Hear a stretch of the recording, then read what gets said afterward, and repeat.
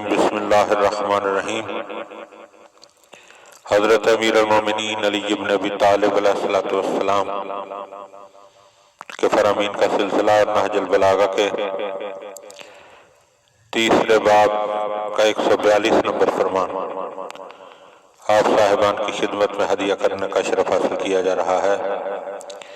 وقال علیہ السلام، آپ علیہ السلام نے ارشاد فرمایا، التودد نصف العقل،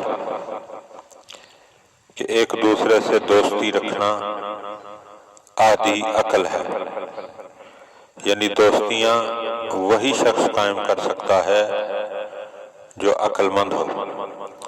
احمق شخص نہ دوستیاں قائم کر سکتا ہے اور نہ ہی انہیں برقرار رکھ سکتا ہے۔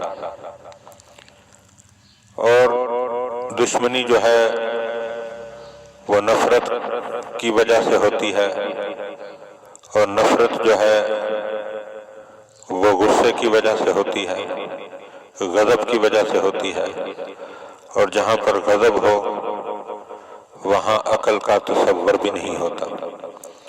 اس کا مطلب ہے کہ جتنے بھی لوگ نفرتیں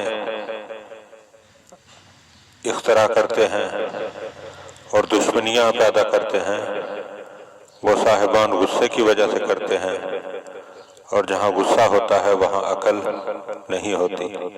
لہذا اسی لیے مولا ہمیں بتا رہے ہیں کہ دوستیاں جو ہیں وہ وہی لوگ قائم کرتے ہیں جو عقل مند ہوتے ہیں۔ فرمایا کہ ایک دوسرے سے دوستی رکھنا آدھی عقل ہے۔